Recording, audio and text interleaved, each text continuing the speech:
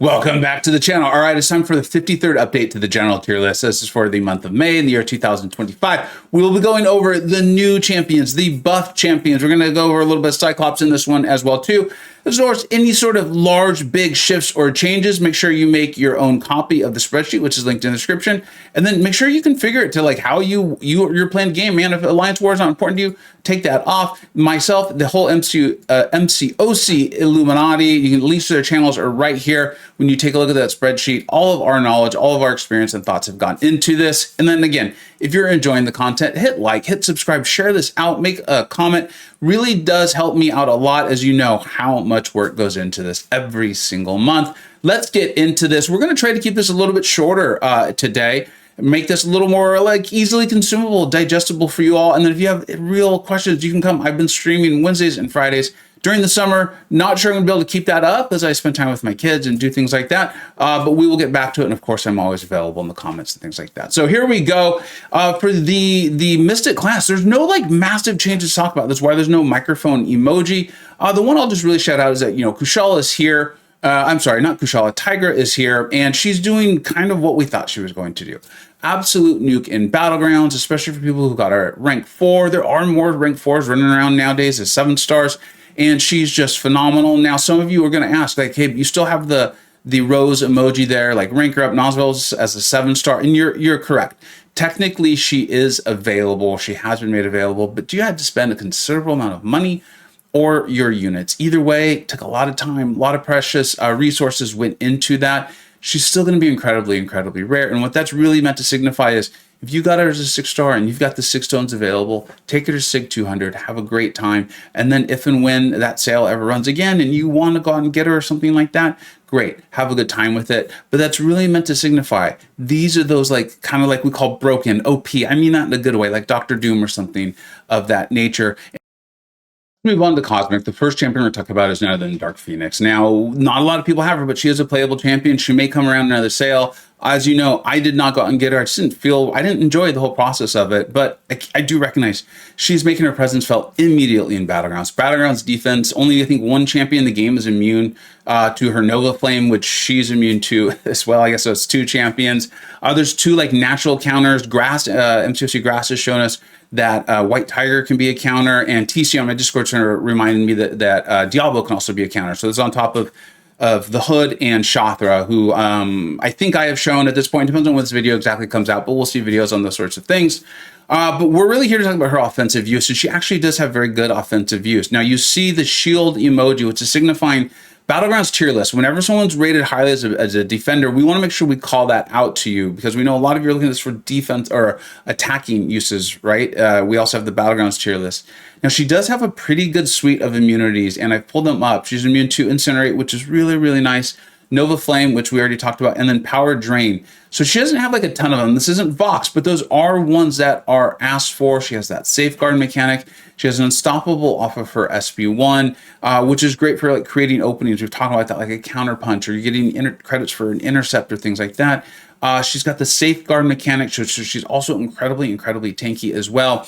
And then another reason why her score is so high, and you see that kind of mountain, the Everest emoji there, she's phenomenal in long form. I know MSD has shown that off as well as others. Grass has also shown off a lot of deep dives onto the Phoenixes there. She's a fantastic champion. If she comes up for sale again, and I feel like participating in that sale, I will go out and get her. This is where she's at. But like I say so many times in this game, no champion is absolutely necessary. It is a very nice feature of the game. So don't feel like you need to go out and get there. As you see, we got Beta Ray Bill, who like 4 months ago, people did not think was very, very good. Angela Gallant, don't ever feel like you got to go out and get one. But if you decide to go out and get her, you got yourself a heck of a Battlegrounds defender, a really, really tanky champion with an unstoppable SB1, really powerful Nova Flame damage who can ramp up and do long form damage as well. That seems like a really good champion to me. Now we'll move on to the super hot tier in Buff Phoenix. I love this buff. It's really funny because I do the scores, just so you know. I do the new champion videos, the buff champion videos. I do the scores. I present them to the Illuminati, and then everyone kind of goes over and picks them apart. And this was one where I think a lot of us were like, dude, she should really be up higher. She has a very good meta score, right? Like she's going to be very good for Zola, as I showed in the video. Like one of my favorite things about her is she's one of these champions because of her hold heavy mechanic, okay? she can go in and she can do a tremendous amount of damage without actually hitting the defender. So while her natural, like, clear target is Zola, right? Because Zola has the non-contact attacks, Phoenix charges up from those. She can't parry them. It's a really nice twist on this, on what they did. I really think it was a cool concept, right? So instead of her being able to parry non-contact attacks, what she does is she actually charges up, gets stronger faster into her ramp, and then goes and just beats the crap out of Zola, which is literally, as of right now, one of the most difficult defenders. Very few even soft counters in the game. You still have to know how to play him. Shout out that I did do a video on how to fight him. You should check that out. It's going to be really helpful to you. And so the interesting part was, I think all of us, even I did, when I did her scores, was like, I really feel like she's a scorching tier champion. Now remember, the third tier in my tier list is a phenomenal champion. We got like Venompool, Nova, Gamora. I mean, these are great champions. King Groot, Deathless, right? Like Stimulus shows how amazing is Gore, one of your favorites. I know a lot of you love Gore, Hyperion. This is a phenomenal tier. It just shows you how big this game is now. So this is not a knock on Phoenix at all, or any champion in the third tier. What I'm trying to make really clear here is that I think this champion is going to end up in the scorching tier. I think it's just that right now we see her as a Zola counter. She has a huge suite of immunities, way more than Dark Phoenix, based on like the way I'm valuing them. Anyways, she has healing to handle like chip damage. She's honestly, I'm like trying to think of how we're going to do this, but I know that going through, seeing this play out, we start very conservatively around here.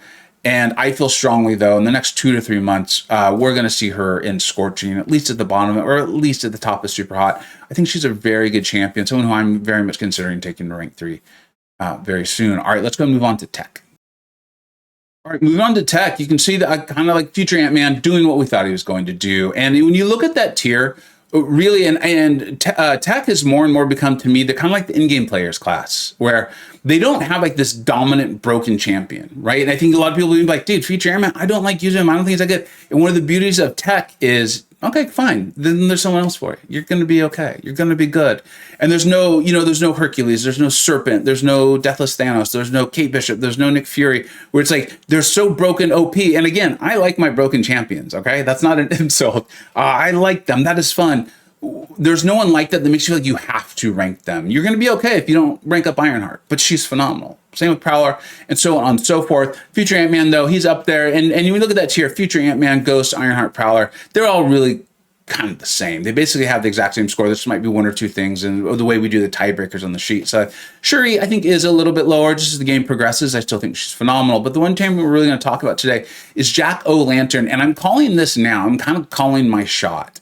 And that's a little bit early, but in playing him more and more in this last Battlegrounds meta, and I like trying stuff. I test stuff out. I have fun with it, try to force matchups and things, is I found his value to be significantly higher and for him to have more meta relevance than I had given him credit for. His score is actually changed. We've promoted him, myself and the Illuminati. I literally presented it actually today, the day of going through this. And one of the things I said to them was, now that more people want to get gentle, because I know a lot of people like myself are holding our Titan shards for the changeover, right? So more people are going to get gentle. I know he's not going to be new in the Titan, but more people are going to be opening crystals, getting gentle, ranking him up. Additionally, people are going to finally get Jean Grey. And I think right now she's like a sleeping giant in our game. She's about to be awakened. She's a great attacking option. I've shown that in my champion video, but she also does have a defensive threat, where she has it's like a 50 or 60% chance to put Delirium, which makes you reverse controls on specials off the first hit. And while we may eventually get good at that as players, and maybe you're great at it already, I think Jack being able to take Mr. Sinister, right, Onslaught, Dust, Gentle, and if his reverse controls immunity allows him to take Jean Grey and simplify that ask, which the designer calls out in Jean Grey's profile on the Kabam webpage, I really think that pushes Jack up, and it depends on what you really need. But for me, he is very much in that upper tier of this scorching tier. You know how much I like Red Skull. You know I love Shocker. You know I love Spider-Man Stark Enhanced. I truly think that Bastion in like a few months, once we get him and get to test him up, is going to be considered one of the best champions in the tech class. I really have Jack-O-Lantern in there. I had gone from having him kind of on the lower spectrum of this, still a phenomenal champion, but I was actively saying like, I prefer Bastion, I prefer this, I prefer that. And at the end of this last Battleground season, I was like, hold on, this is a great champion. I love playing him, always have. but he seems well suited for what's coming in the Mutant ass. So you let me know your opinion. I know there's a lot of Jack fans out there as well too. Like Adam, one of the Spreadsheet Wizards, has been a big fan too. So you let me know what you think about that one. But I think Jack stocks are actually on the rise. Moving on to the Mutant class, I wanted you to be able to take a look at it. We're going to very quickly talk about Deadpool X-Force. This is a slight demotion, and he's not really being demoted. In fact, we created a whole new emoji for this. We were like, we don't know what to do with this guy. He has almost no utility whatsoever, but the bleed, shabloof, whatever, you guys know what I'm talking about, damage, it's ridiculous. It's amazing, and that itself is utility, right? Being able to end a fight and have no one be immune to what you're doing, and if you play him well enough, yeah, he doesn't directly answer the threats of the skill class, defensive ass, like damage back mechanics and like that, but if you play him well enough, you're going to be A-okay, and winning the fight's pretty damn good, and having a champion who can just literally do damage to anyone is obviously amazing. We've kind of not really reconfigured the scores. It's just we needed more data points. We needed to be able to see it more. There's been metas like this last one that emphasize bleed damage, and he happens to have great bleed damage too. I feel pretty good about this. He may move down a little bit more, but that's just going to be the game evolving, not him like no longer being good. The other one is Blue Cyclops, who I do think we talked about pretty well last month. Maybe we didn't. I just want to call out, this is a fantastic champion. He's not going to be, in general, I don't think he's going to be fast enough for what a lot of us want in like high tier battlegrounds. It doesn't mean he's not going to be good in battlegrounds, just maybe not if you're shooting for Mysterium or Celestial. There's a lot more people playing it than the top 1,000 players in battlegrounds. I love his whole, I can't think of what it's called right now, but his standstill mechanic, stoicism, I believe is what it's called. I love mechanics where it's on the defender, right? It's not a debuff or something like that. It's just almost like an aura of the attacker, like Kushala has got it, Future Ant-Man's got it, that makes them attack in. I feel like it's significantly more reliable. And as I showed in that video, if you don't want to do that and you're like, hey, it's cool, the fight will take me like 15 more seconds, you can still go out and do phenomenal things with him. I think he's an amazing champion. I love what they did. They brought something new into the game. You don't need him as Wakened. The Wakened ability is nice, don't get me wrong, but I found I did not want to put 206 stones into him to get that. And so I realized people may have wanted more out of that. And I respect that disappointment.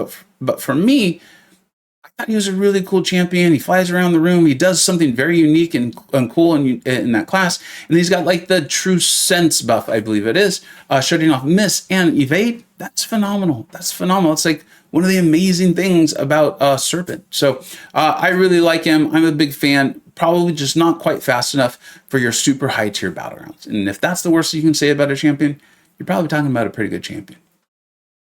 All right, moving on to the skill class, you can take a look at that. You can see we've got Yelena Belova placed in the 3rd tier. Did the new champion video on her as well. Of course, I'm going to get that linked. What, man, I got to take care of my own links around here. But she's clearly a defender, right? And we've got her rated really high in the battlegrounds tier list. And that's why she's got that shield emoji. Just to let you know, hey, a lot of that evaluation is battlegrounds tier list. If you don't like that, you remove the battlegrounds check mark, and there you go. You got all that knowledge there for you configured to the way you're playing the game. We also started very conservatively with champions around here. Remember that. Now, I would want her Awakened. I think it was at Sig 1. And just at Sig 1, you get that like anti-miss, which is great. She also can build combo like it's no one's business. And in a game where it feels like it's pretty clear, Kabam is moving to that being an ask, like almost like, I don't know if we quite call it, you let me know if you feel like, is that a material part of the skill class now? Is that like a calling card for them, like Cosmics have buffs and those sorts of things? I don't think we're quite there, but it's very clear that more and more skill champions are coming out with that. We're seeing that on the new war map, not the new one that they made and spent years building, but the one they replaced it with just 2 months later. That's like a big ask on it. I think we're even seeing defenders like that, like Dark Phoenix has a defensive ask like that too, if I remember correctly, outside of her more natural counters. So this is clearly something that they are doing. It also makes her a more difficult defender. I like that she was able to do like very reasonable damage. Now, I'll kind of say like, you're like, well, why don't you like her more? One is she does have these 2 modes, and you needed to build up to get into the elimination mode, okay? And that's where your damage is going to grow quite a bit. And then if I recall correctly, you wanted to be landing your heavies to land your bleed vulnerability, throw your special 2. So I felt like there was multiple steps along the way. What will be, I think, the determining factor on whether she moves up to the Scorching tier or not is how accessible does that actually turn out to be? Like when we're doing story questing, long form, those sorts of things, do her scores actually go up that way? Or is there potentially like a a science defender or a defender that she happens to be particularly good for. Right now, I don't think she is. Like, she has that instant bleed damage, and then I think she has the replacement for it, which is great, but they even call out in there that you need the bleed vulnerability, or if you have the bleed vulnerability up and the defender's capable of being bled, her damage is going to be even better. So I think this is a champion that if you pull her and you just really enjoy her, you can rank her up. Again, she's in that 3rd tier. It's a very, very good tier. She obviously has the utility we talked about, and you get her at Sig 1.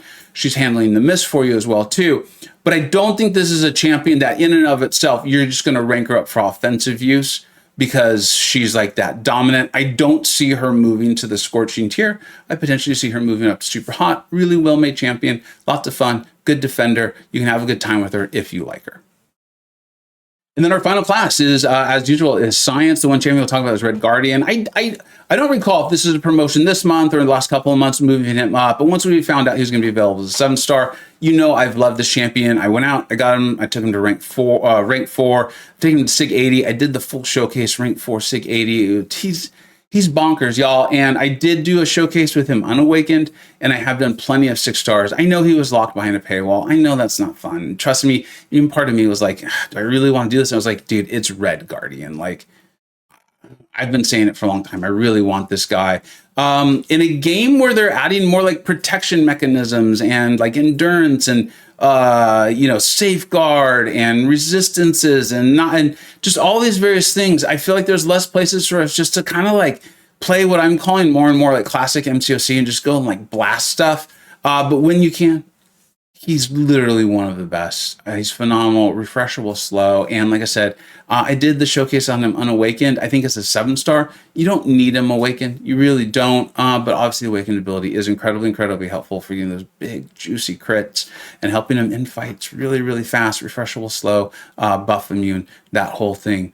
That is the list. Let me know how you enjoyed this format. I can see how long it took. I know there's going to be quite a few edits. I think this is going to be our first general tier list video that's under 20 minutes in a very, very long time. Let me know if you felt like this was informative. You got the information you're looking, and maybe this is a bit more approachable, because that is ultimately what I am shooting for. Like I said, we're going to be streaming, going to be happy to answer a lot of questions. Really enjoy this nuanced conversation that I have a lot of fun doing, trying to figure out what's Kabam trying to do to us. How can we go out there and beat those defenders, have a good time in this game? As usual, let me know what we think we got right. Let me know what we think we got wrong. Thank you so much for watching. Take care.